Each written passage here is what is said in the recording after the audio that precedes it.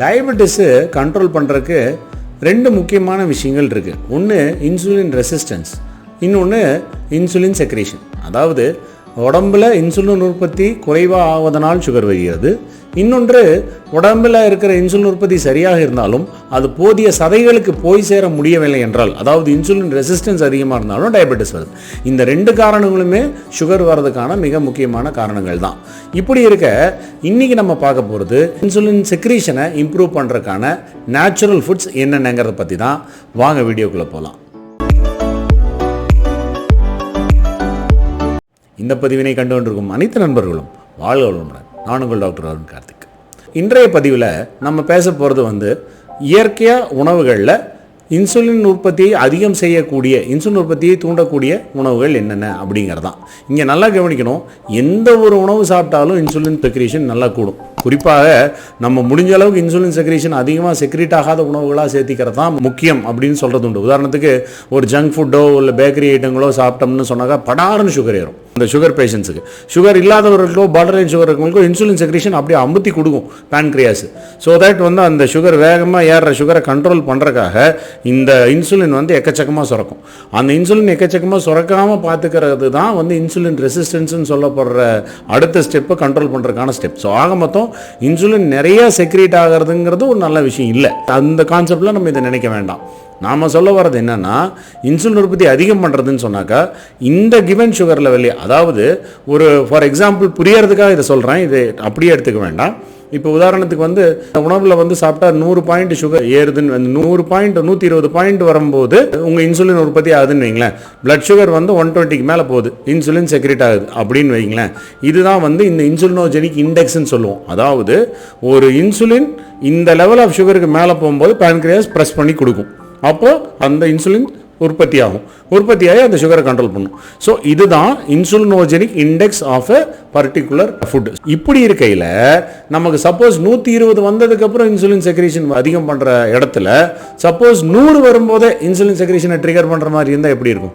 அப்போது இன்சுலினோஜெனிக் இண்டெக்ஸ் கம்மியாகுது. இந்த சில உணவுகள் இப்போ அடுத்து வர சில உணவுகளை நம்ம எடுத்துக்கொண்டால் இன்சுலினோஜெனிக் இண்டெக்ஸ் அப்படிங்கிறது நமக்கு குறையும். அதாவது இந்த லெவல் ஆஃப் சுகரில் இன்சுலின் ரிலீஸ் ஆக வேண்டியது இன்னும் கொஞ்சம் கம்மி லெவல்லையே ரிலீஸ் ஆகும். புரியுதானே சொல்கிறது? இந்த மாதிரியான உணவுகளை பற்றி தான் நம்ம இன்றைக்கி பேச போகிறோம். அப்படி இருக்கும் 5 உணவுகள். இந்த 5 உணவுகள் என்னென்ன? நம் இந்தியர்கள் தொன்று தொட்டே பழக்கப்பட்டு ஏற்கனவே பழக்கமான உணவுகளைத்தான் இன்று அறிவியல் ஆராய்ச்சியாளர்கள் எல்லாம் செக் பண்ணி, ஆமாம் இந்த ஃபுட்ஸ்லாம் இன்சுலினோஜெனிக் இண்டெக்ஸ் நல்லா இருக்குது, இந்த ஃபுட்ஸ் எல்லாம் இன்சுலின் உற்பத்தி அதிகம் பண்ணுற ஹெல்ப் பண்ணுதுன்னு சொல்லி சொல்கிறாங்க. அப்படிப்பட்ட உணவுகளில் நம்பர் 1 உணவு சினமன் சொல்கிறப்பட பட்டை. இந்த பட்டைப்பொடி இருக்கு இல்லையா, இது ரொம்ப அருமையான ஒரு உணவு ஃபுட்டில் ஒரு இன்க்ரீடியண்ட்டு. நம்ம இன்சுலினோஜெனிக் இண்டெக்ஸை இன்க்ரீஸ் பண்ணுறதுக்காக இந்த காலத்துலேருந்தே பட்டையை நம்ம யூஸ் பண்ணிகிட்டு இருக்கோம் ரெகுலராக. ஸோ இந்த பட்டை பொடி நம்ம ஃபுட்டுலேயோ இல்லைனா நம்ம ரெகுலராக யூஸ்லேயோ நம்ம தாராளமாக டெய்லி எடுத்துக்கலாம்.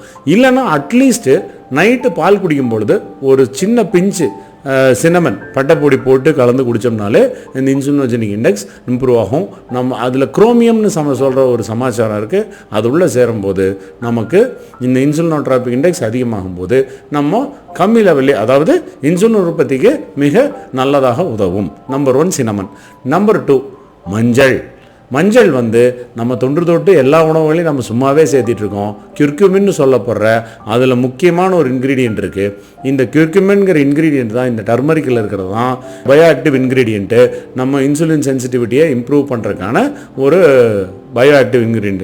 இந்த இன்க்ரீடியன்ட் இருக்கனால நம்மளோட இன்சுலின் உற்பத்தி நன்றாக அதிகமாகும், நல்ல சென்சிட்டிவாக இருக்கும்.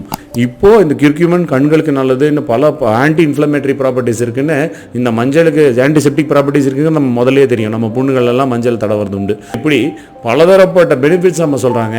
இன்ஃபேக்ட் இவங்க தான் இந்த விலகாரங்க தான் கண்டுபிடிச்ச மாதிரி மஞ்சளுக்கே சொந்தம் கொண்டுறாங்க. ஸோ அப்படி மஞ்சள் டயபெட்டிக் பேஷண்ட்டுக்கு ரொம்ப ஒரு அருமையான ஒரு ஐட்டம். 3வது பூண்டும் அதே போல் மெடிசல் ப்ராப்பர்ட்டிஸ் நிறைய இருக்குன்னு ஆயுர்வேதத்துலேருந்து சொல்லிட்டு இருக்கிறது உண்டு. இந்த பூண்டும் பார்த்தீங்கன்னு சொன்னாக்கா இன்சுலின் செக்ரீஷனுக்கு ரொம்ப அருமையாக ஹெல்ப் பண்ணும். அதே காரணம் தான், சல்ஃபரும் குரோமியமும் இருக்கிற காரணத்தினால நம்ம இன்சுலின் செக்ரீஷன் ரொம்பவே ஹெல்ப் பண்ணும். அடுத்ததாக வெங்காயம். இதுவும் நம்ம வாடிக்கையாக யூஸ் பண்ணுற ஐட்டம் தான். இது பூண்டு மாதிரியே இதுவும் வந்து நம்ம இன்சுலின் செக்ரேஷனுக்கு ரொம்பவே ஹெல்ப் பண்ணக்கூடிய ஒரு ஐட்டம். இன்னொரு ஒரு அருமையான காய் பாவற்காய். பாவற்காய் இன்சுலின் செக்ரேஷன் இன்க்ரீஸ் பண்ணுறதுக்கு ஹெல்ப் பண்ணுறதோடு நிறைய பெனிஃபிட்ஸ் இருக்குது. அதில் நார் சத்து அதிகமாக இருக்குது. அதில் இருக்கிற வந்து மற்ற சில காம்பவுண்ட்ஸில் வந்துட்டு அதில் மெக்னீஷியம், சில பயங்கரமான அருமையான தாதுப்புகள்லாம் பாவக்காயில் இருக்குது. அதனால் அந்த காலத்துலேருந்தே பாவக்காய் நம்ம சாப்பிட்றது உண்டு. பாவக்காய் பொரியல் வாரத்துக்கு ஒரு தடவையோ 2 தடவையோ இல்லை 3 தடவையோ கூட பாவக்காயை நீங்கள் தாராளமாக சேர்த்துக்கொள்ளலாம் இன்சுலின் உற்பத்தியை இன்க்ரீஸ் பண்ணுறதுக்கு. இதை தவிர பல உணவுகள், நம்ம இயற்கையான உணவுகள் சுகரை குறைக்கிறதுக்கு ஹெல்ப் பண்ணும். இந்த சுகரை குறைக்கிறதுக்கு ஹெல்ப் பண்ணுற உணவுகள் நிறைய இருக்குது. அது ஒவ்வொரு வீடியோவாக நம்ம பார்க்கலாம். இன்றைக்கி நான் பேச வந்து இன்சுலின் உற்பத்தி இன்க்ரீஸ் பண்ணுற இந்த 5 உணவுகளை பற்றி மட்டும்தான். இதை தவிர வந்து என்ன உணவுகள்லாம் எப்படியெல்லாம் சுகரை குறைக்கும்னா, இன்சுலின் ரெசிஸ்டன்ஸ்னு சொல்லப்படுற அந்த இன்சுலின் உற்பத்தி உருப்படியானாலும் ஒரு இடத்துக்கு போய் சரியாக சேரலைன்னு வைங்களேன், அந்த மாதிரி இன்சுலின் ரெசிஸ்டன்ஸை குறைக்கிற உணவுகள் நிறையா இருக்குது. அதே போல் சாப்பிட்டதையும் சர்க்கரை வேகமாக ஏற விடாமல் தடுத்து நிறுத்தி ஸ்லோவாக ரிலீஸ் ஆகிற மாதிரி நம்ம சுகரோட கிளைசிமிக் இண்டெக்ஸ் அப்படின்னு சொல்கிற சுகர் வேகமாக ஏறும் தன்மையை மெதுவாக பிடிச்சி இழுத்துட்டு இருப்பா அவசரப்படாது மெதுவாக போ அப்படின்னு சொல்கிற மாதிரி ஸ்லோவாக ரத்தத்தில் கலக்கிற அளவுக்கு இருக்கிற உணவுகள் நிறையா இருக்குது. இந்த மாதிரி வேரியஸ் மெத்தட்ஸில் சுகரை கண்ட்ரோல் பண்ணுறதுக்கான உணவுகள் நேச்சுரலாகவே நம்ம செய்துக்கலாம். இன்றைக்கி நம்ம பார்த்த சின்னமன், அதுக்கப்புறம் வந்து மஞ்சள், வெங்காயம், பூண்டு இல்லை பாவற்காய், இது எல்லாமே வந்து இன்சுலின் உற்பத்தி இன்க்ரீஸ் பண்ணி சுகரை கண்ட்ரோல் பண்ணுறதுக்கான உணவுகள் மட்டுமே. அதை பற்றி தான் நான் இந்த வீடியோவில் பேசினேன். மற்ற உணவுகளை பற்றி ஒவ்வொரு சப்சிக்வெண்ட் வீடியோஸ்லேயே நம்ம பேசுவோம். இந்த வீடியோவை ஃபுல்லாக கவனித்த எல்லாத்துக்கும் மனமார்ந்த நன்றிகள். பிடிச்சிருந்தா லைக் பண்ணுங்கள், சப்ஸ்கிரைப் பண்ணுங்கள் எங்கள் சேனலுக்கு. எல்லாத்துக்கும் ஷேர், லைக் போட்டிங்கன்னா நிறைய ஷேர் ஆகும். எல்லாத்துக்கும் மேலே நோட்டிஃபிகேஷன் பட்டன் அமுத்துனீங்கன்னு சொன்னாக்கா புதுசாக ஏதாவது வீடியோ போட்டோம்னா உங்களுக்கு வந்து சேரும். வாழ்க நாள்.